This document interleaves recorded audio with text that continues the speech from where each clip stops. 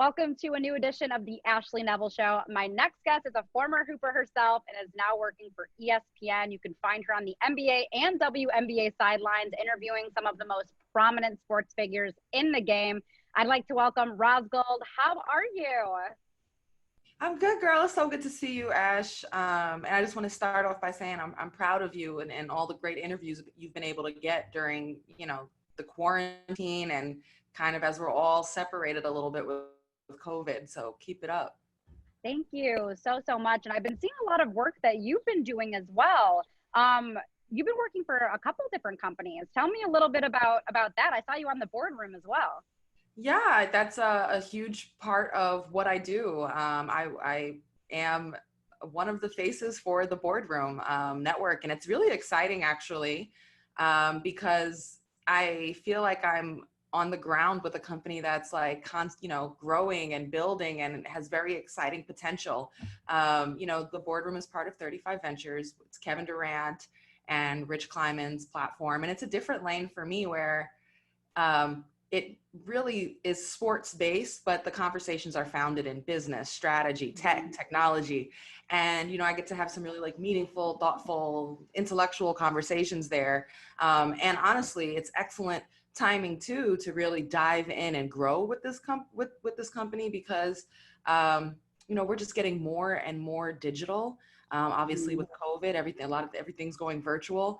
And that's really the space that the boardroom lives in and hopes to thrive in. So that's exciting. And then of course I'm with ESPN as well, having presence with their TV programs, their digital and their radio.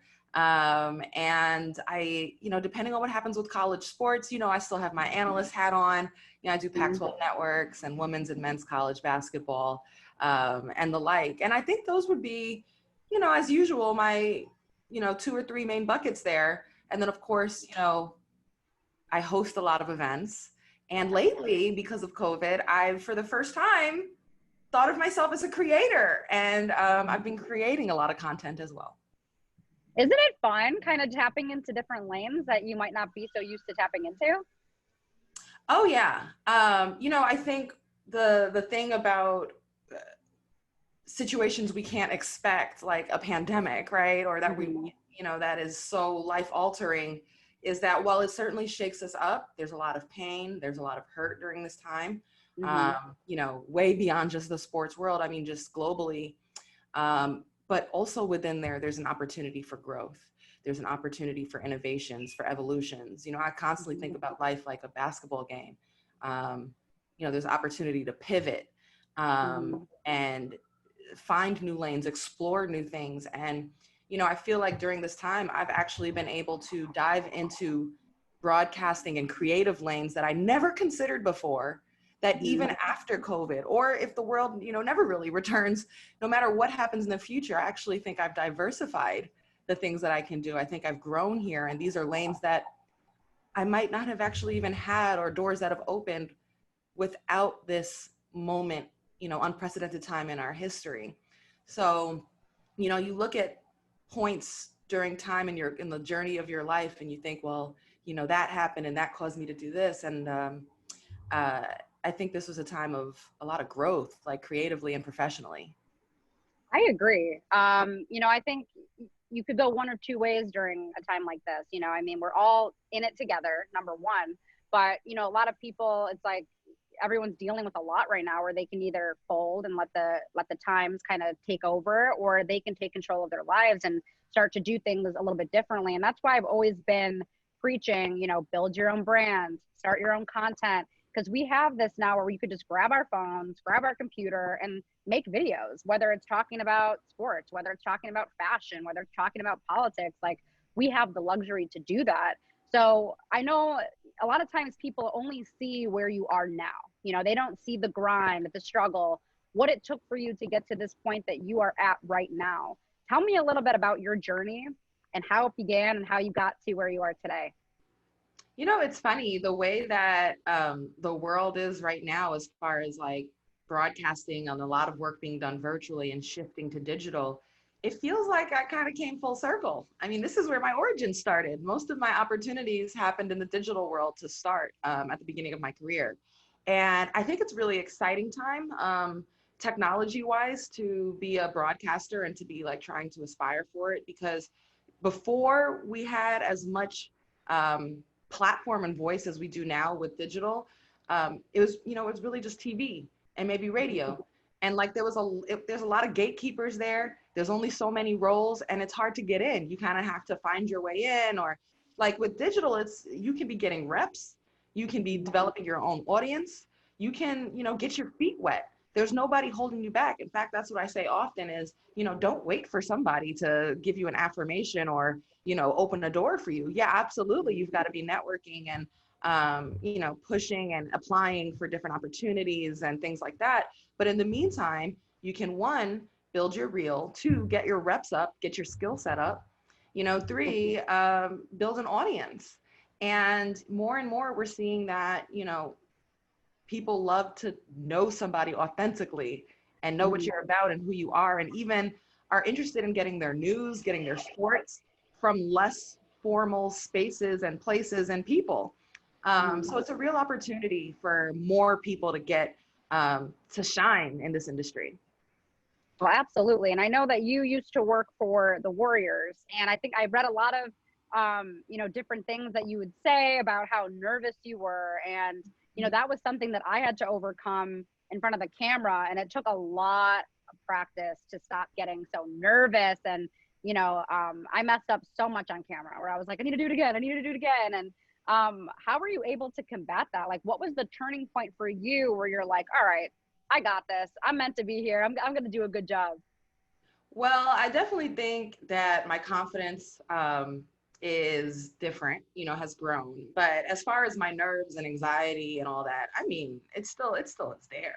And sometimes I recognize that as like, all right, good, my blood's still flowing. This thing still means something, I mean, like low key, like I got a little bit of anxiety right now. I feel it.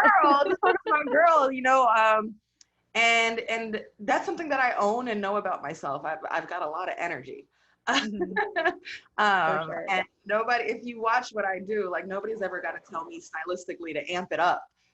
Usually I've got to like figure out like what's the right tone for this and like take it back, because lots of times I'm talking about things I'm really passionate about and care about. Like I legit love hoop. And so I think, one thing that helps with coming on stage and performing, especially in our job where, it is bright lights, it might be a big audience, it might be quick segments. You have like short bursts to make an impact on a broadcast or a show. And the goal really is perfection in that time. It is one, I think, come from a place of passion and preparedness, where, you're not out there guessing or trying to memorize your words or, trying to say what you think is right. Like, this is something that this moment that you're sharing is a moment you're an expert on because you've prepared, you've done your homework, you've spoken to multiple sources, you've scouted, and this is something you can speak on because you know it, and take that confidence.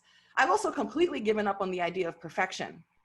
Like, and I think that's okay. Like, the audience is all right with a more human person delivering content to them.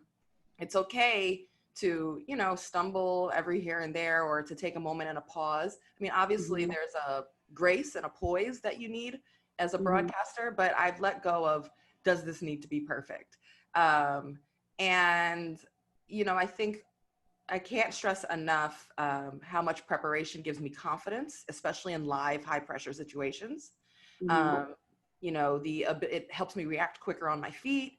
It helps me feel like I belong, like I belong in the room. And I think the athlete in me, one thing I would recommend to anyone, but especially going on air, I like routines.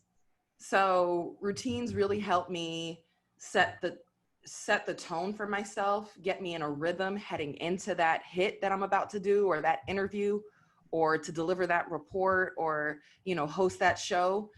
It's routines in how I prepare, how I organize my notes so that I can quickly get to things, depending on where I am. Understanding the format of the show So I can think about like, all right, I'm here, this is what's coming next. I can kind of anticipate the organization, even the way I get ready, the way I head into segments. You know, what I often make lists of like, what do I need to be aware of as I head into this next live moment? What, like, as far as like, what do I need to say?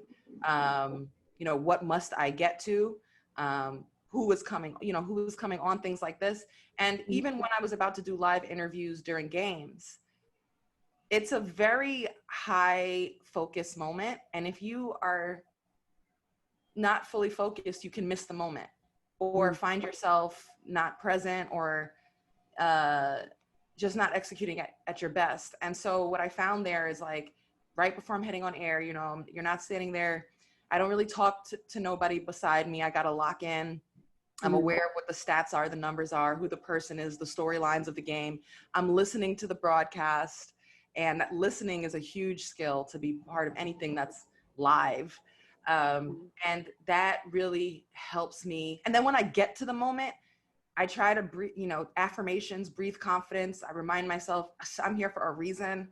I belong. And then I indulge. I let myself feel like this is just me and somebody, like a friend or somebody I really want to talk to. I'm in this moment. It's just us conversating, and try not to think about the grandiosity of the moment or the broadcast or the arena, and just dive into that and let that moment be really present for it and enjoy it. And I think that enthusiasm, I hope, is something that like comes out of the screen and is contagious, and you can feel that tangibly. Oh, well, I definitely can. I mean, I can see when you're talking to these guys, I can feel, like you just said, it's like you're talking to a friend. You know, like I feel like when you shift that mind, that focus to like, you know, oh, I have to do this interview, as opposed to like I get to do this interview and it's like I'm talking to a friend. It's almost like the conversation just flows so naturally. With all these little pieces that you've just given me that I didn't even really know everything, because I've never done a live game before. Was there a mentor or someone that helped you and kind of guided you and showed you the ropes? Oh, of course, of course. Nothing great is done alone. And I can't even, there are so many people who have been there for me. I would say my experience in the broadcasting world has been largely positive, of just people, whether they're people who are more experienced, or, even people that are, my homies, my homegirls, and my, my people that I'm coming up with. I feel like, we've got a real village of promoting each other, hyping each other up, giving feedback. But I would say like someone that I've always pointed out is Doris Burke.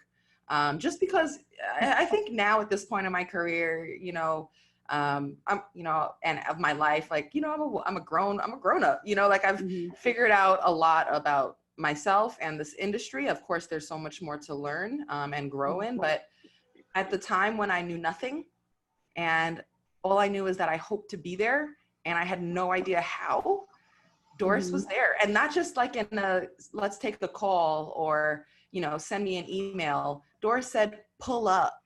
And I was just out of college.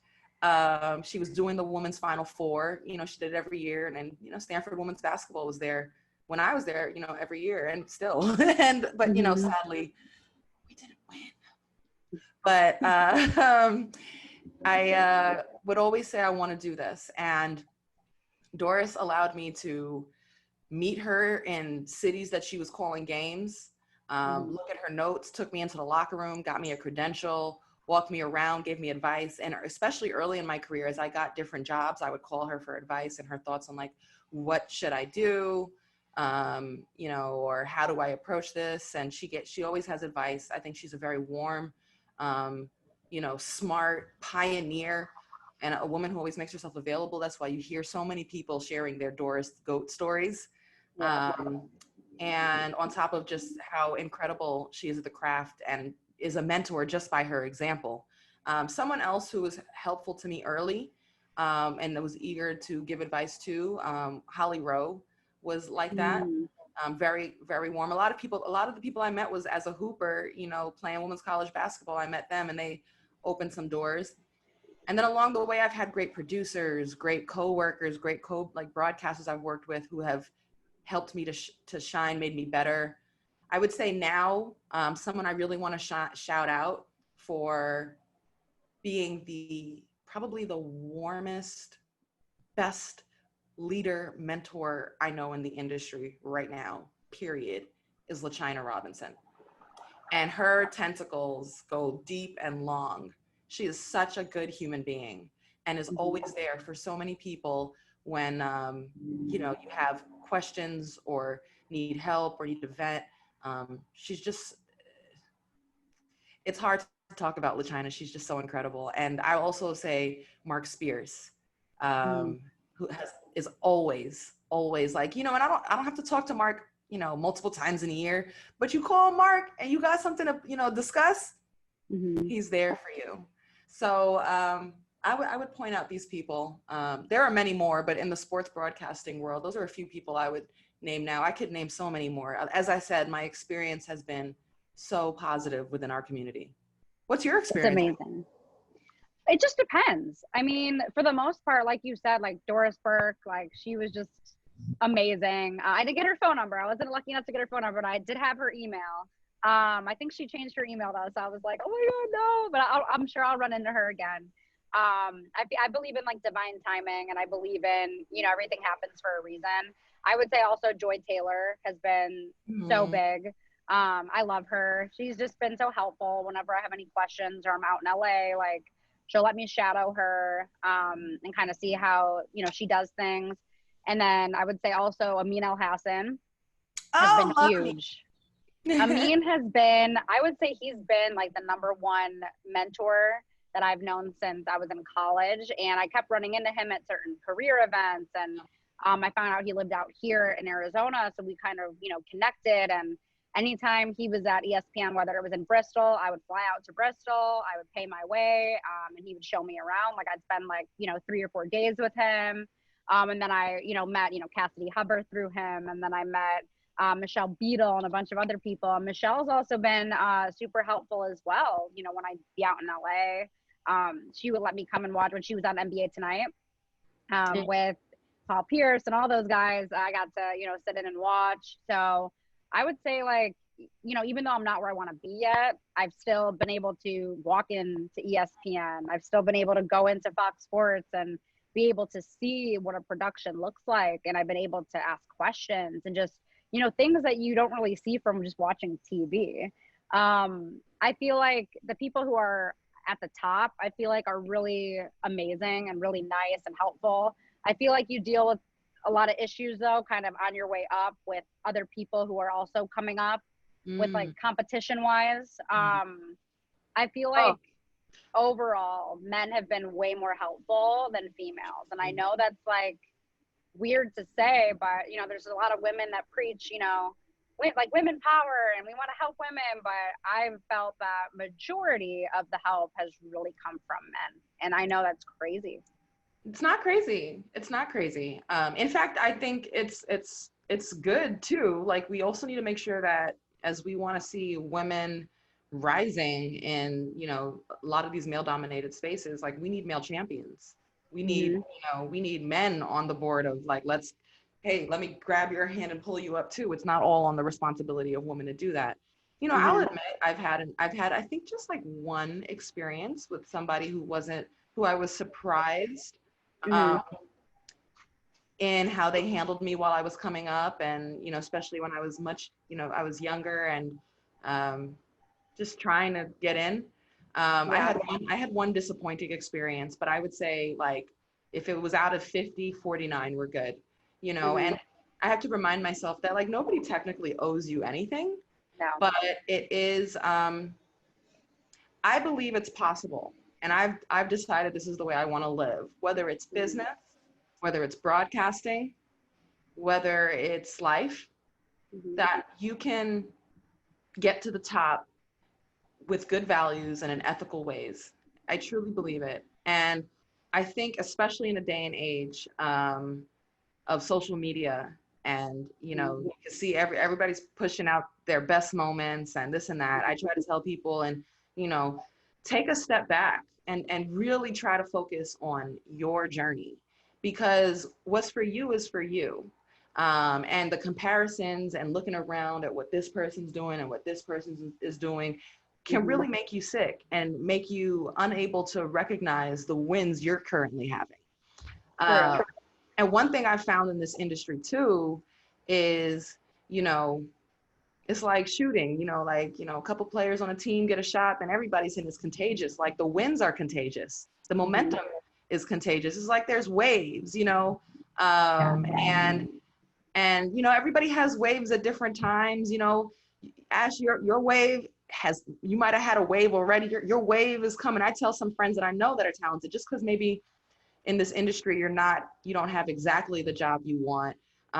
You know, you're one great opportunity away, and a matter of timing and opportunity to showcase the talent that you do have. Someone's just got to open that door and say yes to you. It's funny, there's a lot of people who are big right now where I love to find out what was your no? Because you're incredible. So who wasn't buying in early? Yeah. And it's actually quite motivational. Everybody's got some no's.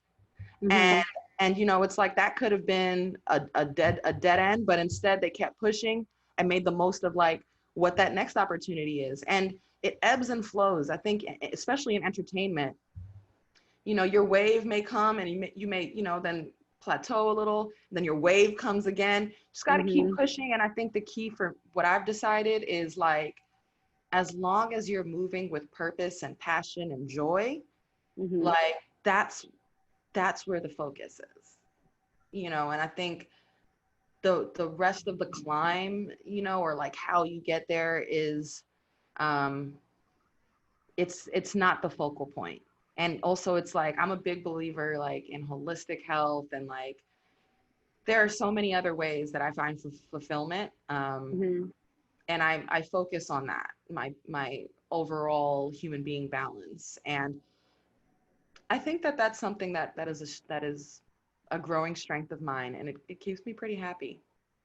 Well, that's good, because I think it's important, like you were kind of saying, is don't let your circumstances determine how you view the world, how you view yourself. Because again, like as you said, like there's going to be a lot of ups and downs. You're not going to be told yes every single time. And I've been told no so many times I lost count.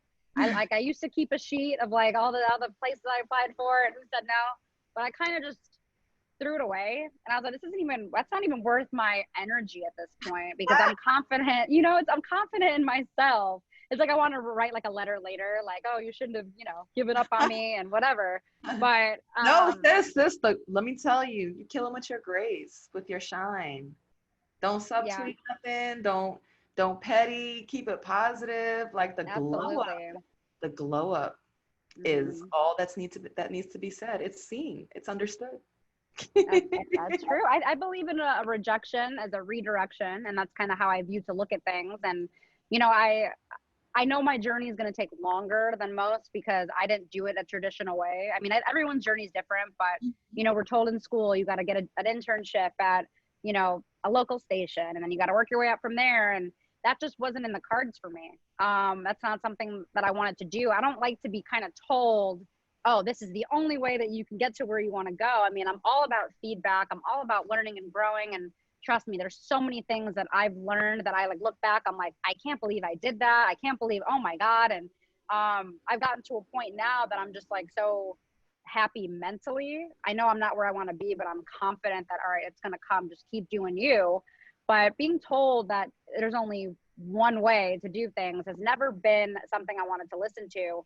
And that's something that I know that is big with you. And what I've always respected with you is that you come into these games wearing colorful outfits. Your hair is different every single time, and you're you inside and out. And that's what I love, because for so long I've been told you need to cut your hair. You can't wear this. You can't wear that. Oh, that's too tight on you. It's showing off your figure too much. Or, you know, you can't wear that dress. And, you know, I'm just like, why? Why can I not be me? And I feel like you have done such a good job with that. Was that hard for you at first to really dive into who you are and showcase that with your fashion and your hair? And was it kind of like a pullback at first from other people? I think, well, first and foremost, when I would advise anyone, I would say your first focus should 100% be the craft. Yeah. And, Yeah. you know, lead with substance and have your content be on point. It's a lot harder. It's a lot, you get a little bit more leash if you're good. You know what I'm saying? And like, so, you know, I wouldn't want any young person, you know, to watch this and think, you know, oh, I want to differentiate myself just with, you know, clothing and hair. That's not really going to get you far over a long period of time. But what I would point out is that anything that you put out, make it yours. And what's going to make it stand out is your unique perspective on it and the way you're delivering it. And, you know, the best thing you have the chance of doing is being yourself. You know, I think being an athlete, as opposed to, you know, coming up through traditional like broadcasting, journalism school lanes and stuff like that, I think there is a strong sense of self in that way anyway. However, I did come up with an understanding of I represent a lot more than myself because I've always been on a team. I've always had a jersey name across my chest. So I've always had that mindset.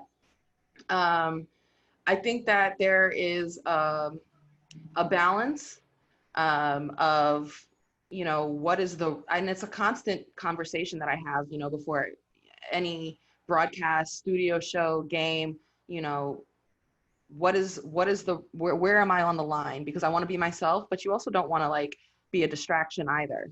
And I think for me, what I was seeing, especially when I was coming into the broadcasting, and I think, you know, we've spoken about this, like, I'm happy to see things have changed, and maybe because of, you know, the way women like myself were deciding we're going to be ourselves. But I feel like it's changed more now in a positive way. But back when I was coming in, it was like we were encouraged as broadcasters, and especially as female broadcasters, to in some ways mute ourselves, fit in, sound the same, not draw too much attention to our femininity, to our blackness. And how can you shine when you're so busy trying to hide yourself? You know? So I think, you know, I'm so grateful that it feels like the world is in a moment where we're re-examining what professional and what powerful can be and how that exists in workplaces, and how cultures, like cultural norms and styles are accepted. We've seen, you know, I feel like now it's more accepted to see the natural, you know, hairstyles, especially of Black women in newsrooms and on broadcasts. And, you know, for me, I think there's a line across between, you know, doing too much, but also not trying to hide your, you know, I'm a curvy woman, you know, most of the things I'm going to wear might show that. But there's always a line of class and professionalism that you have to have with that as well. So for me, you know, as far as stylistically, if you, at the moment, my walls are white because I just moved, but if you actually know me as a person, I'm very colorful. I'm very, a little bit boho. I'm definitely very spiritual. I've got, you know, I love art. I love color. I love my culture. I come from a mixed background. You know, I have a rich Russian, Jewish, and Nigerian background. If you come to my home, it's filled with art and color and patterns and texture. The walls are covered. The couches are covered. This is actually how I exist. There's no act. My hair is constantly, I try to keep my hair laid all the time. And I love playing with styles. And honestly, I did a lot of protective styles too, braids and the like. I was actually just, you know, trying to get my hair back together. I was going through an unhealthy moment as well with my hair. And it was something that, you know, it was also a goal to get my hair back healthy, and I had to be on air. And there were beautiful ways to do that and have, like, you know, traditional protective styles in. And I, you know, why did I have to stress my hair every day just to be on air to, when there's so many styles that are beautiful and could absolutely be professional.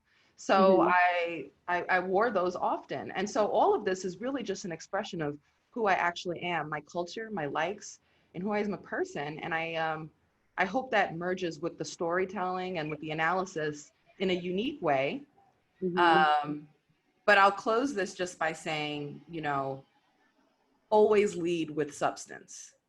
And then you can make decisions about how you want to present it. But nothing will matter if the content isn't strong. True.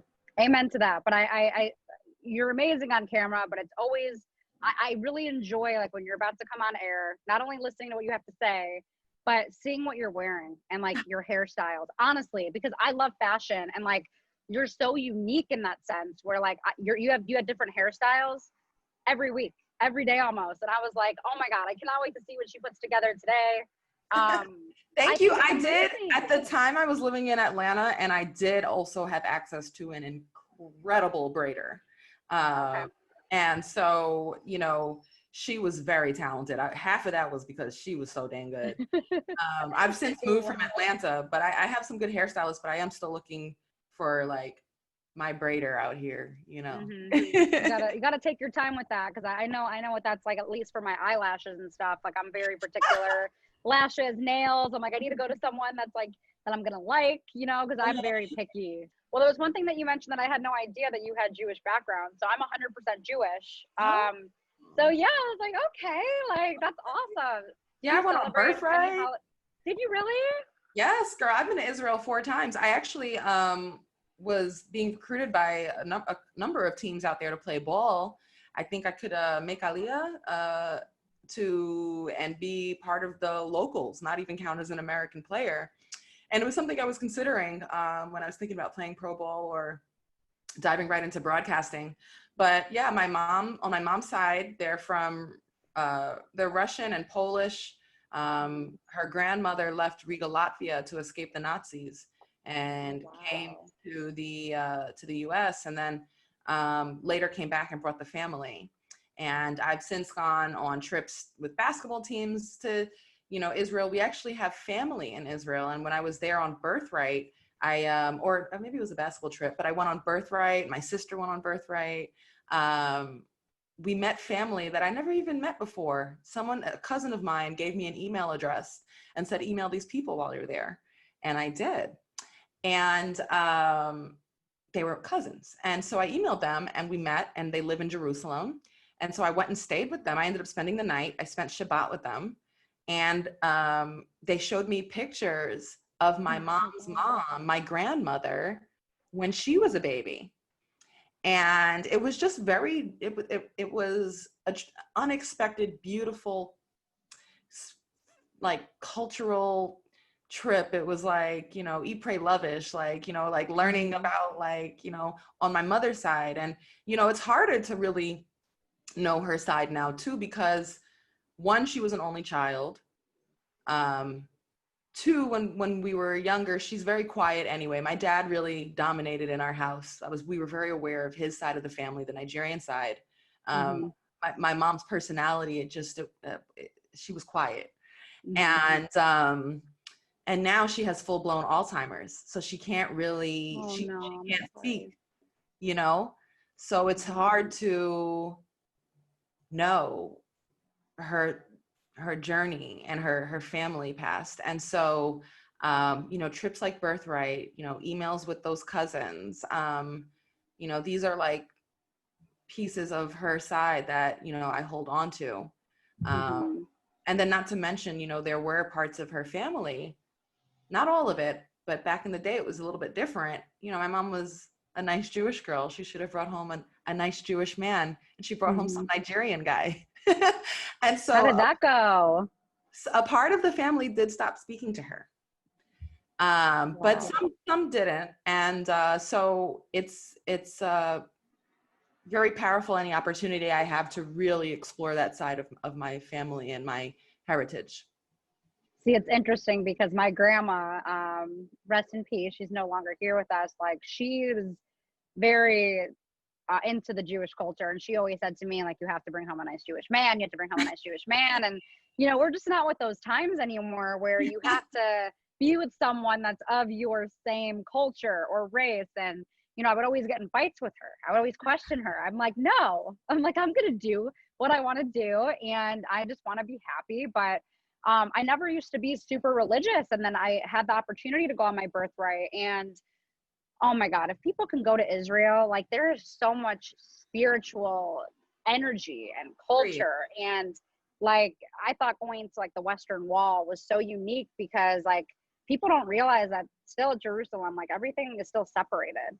Even though people can be in certain areas together, like your Jewish people, Christians, they're all praying separate. Muslims are praying separate, and women and men are separate. So just like learning about like these different things. And I know that, you know, as a society right now, we're trying to push for more equality and, you know, dealing with a lot of the things that have been happening in to Black people has been, you know, just so, you know, devastating to watch. But I'm glad that we're starting to have these conversations, because when you go to these other countries, you see the same things kind of going on. And I think we're coming to a place now where we can like at least open up and talk about these things. And I know that you've been at the forefront of making this a focal point of what you're discussing on your shows. What are the biggest, you know, pieces that you're taking away from the movement itself that's been going on amongst our NBA family? And how are they going to continue pushing it forward? Yeah, I think, you know, with all of the racial and social unrest, police brutality, you know, the deaths of innocent, you know, Black people at the hands of police officers and the like, and it's created a lot of turmoil and protests. And actually, I think, you know, we've actually seen some change in society and also in legislation for the positive. But protests were something I had heard about that, you know, my parents did. I actually had never been in one.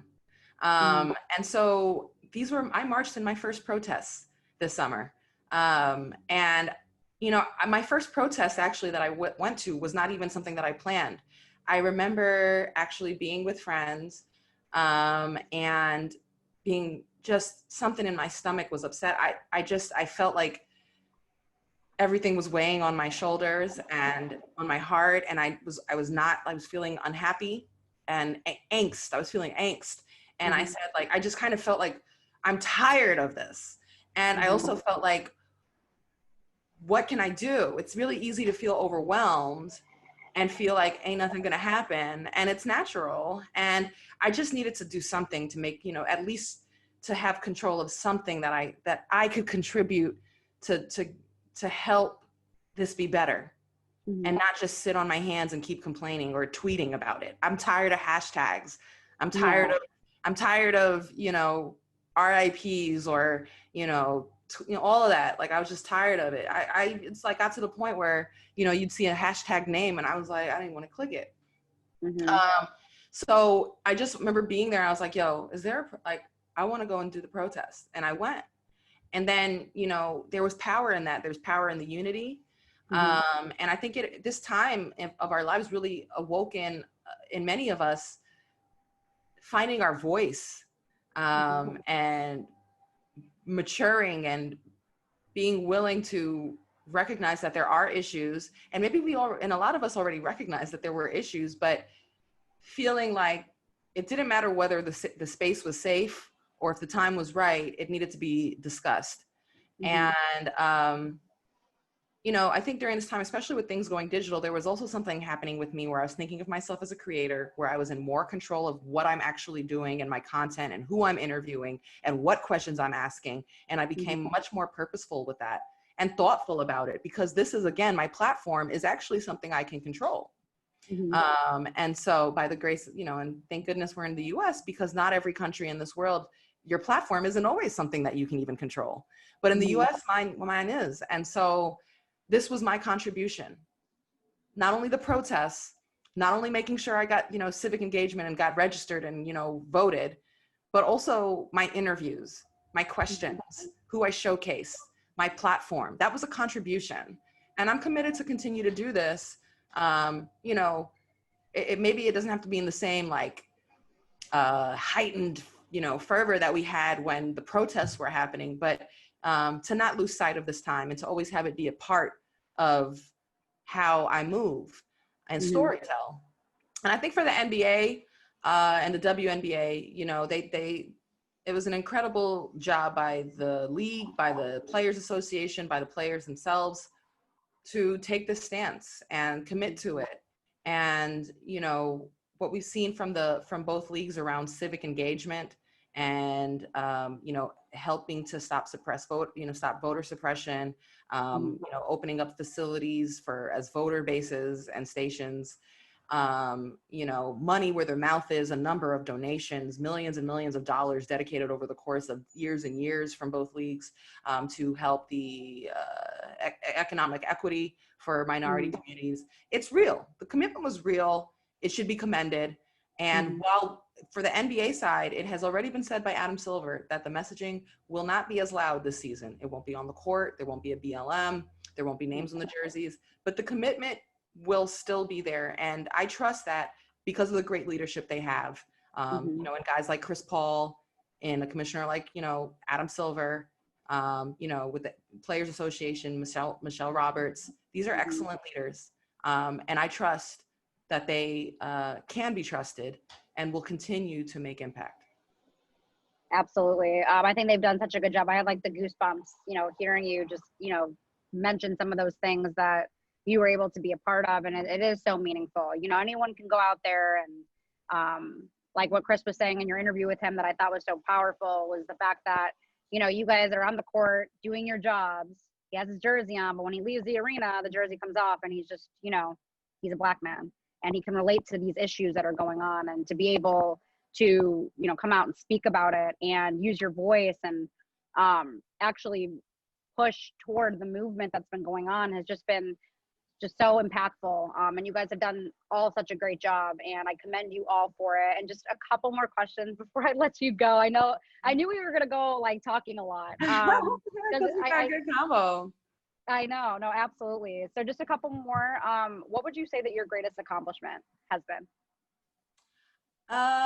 Like career-wise or life-wise? It could be career-wise or personally.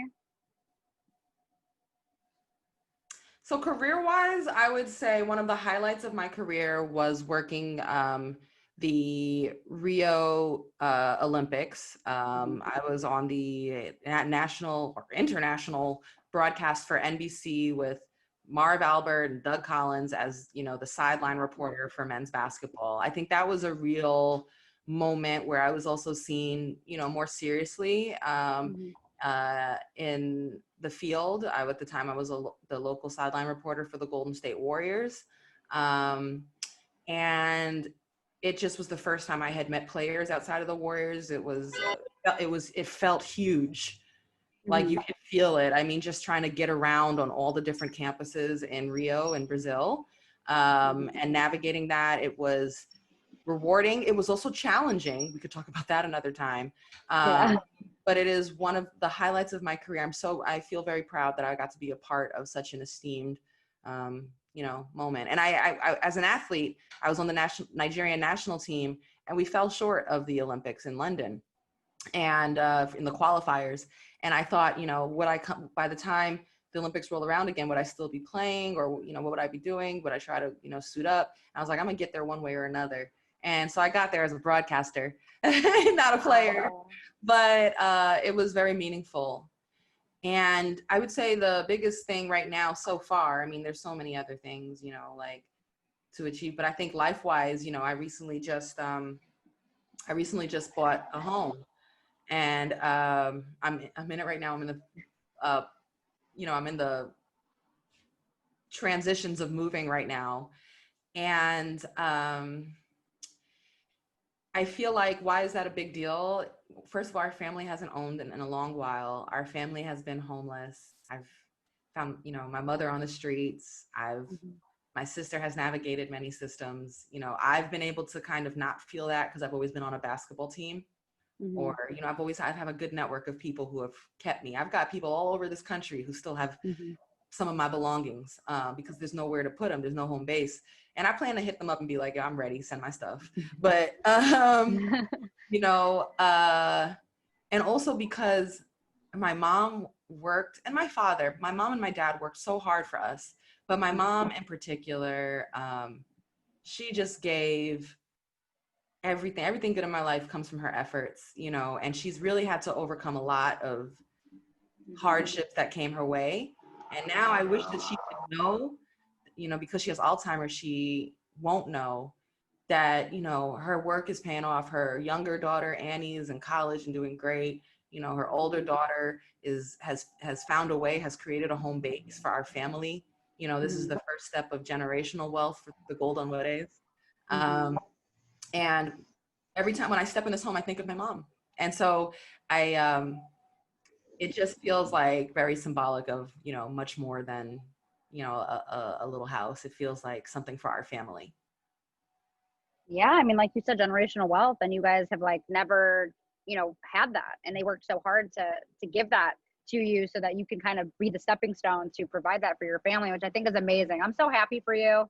I know that you've come to, I know I haven't known you for that long, but I have been following your career. I'm like tearing up hearing like, everything that you just said. I'm like, I get so emotional. Like, I don't even know like how I'm going to have to go live and ever talk about things like that are really deep, because I'll start crying. Girl, I cry all the time now. I be in the house like alone, just crying. I light my incense. I put my, music on. I just be at the crib crying. It feels good. I know.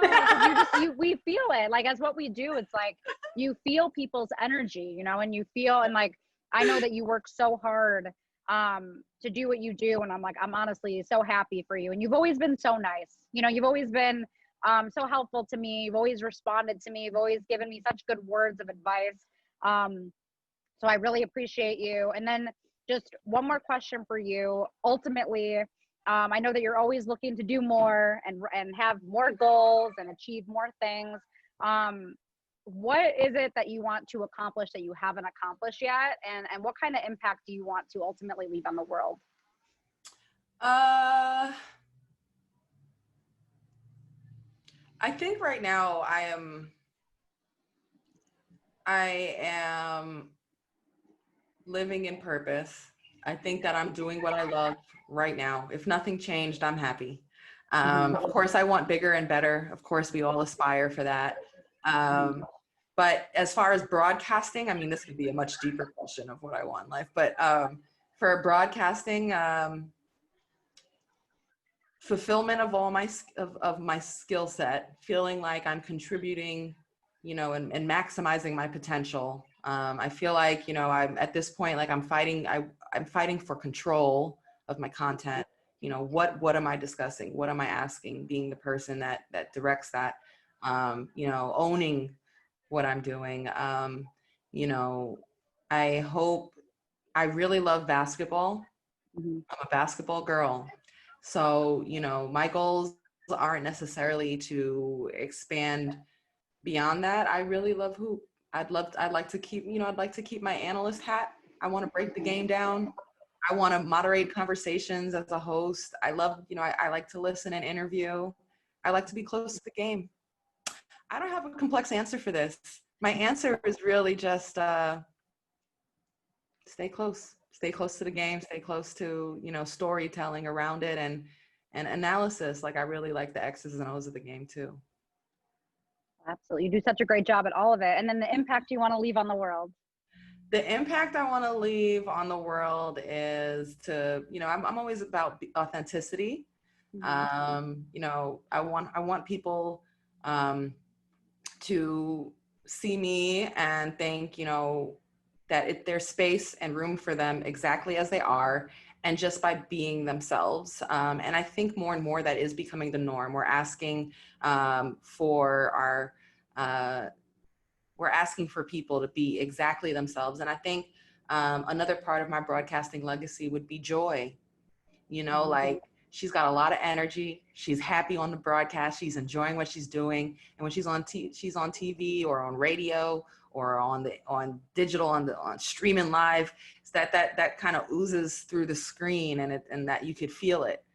I want you to feel me. And now it's like, I'm at a point where, like, okay, what is next, but I look at the people who I see where I was once where they are now. And I've got a few, mentees and youngins that, I look out for and that I speak to. Some are more like one-offs and here and there, and some are like sisters, and also some little brothers. And so, and like seeing them shine, like, gives me joy. It's like, okay, like, I legit saw you through college. Like, you are a whole adult now. I'm getting up there. Like, and so I think that'll be a part of the legacy. I hope that somebody in an interview in the future, the way you asked me about like who helped you, and I gave you a whole talk about Doris Burke and LaChina and Mark Spears, you know, I hope that maybe my name comes up, and you know, that's a good part of legacy too, you know, doing that for somebody else. Well, I know your name is going to be mentioned across many people because you've just been such a huge help to me, to everyone else. And I do feel your presence every time you are on air. I feel what you're saying. I know how passionate you are. And I'm just so happy for you, everything you do. I appreciate you for being here and always being so supportive. Thank you so much. Thank you, girl. All of that back to you. I said it in the beginning, I'm proud of you. You're crushing these interviews, you know, in a time where, you know, you can really see who's got the great relationships and the access and who doesn't. And you've crushed it. So keep it up. Keep being aggressive. Thank you.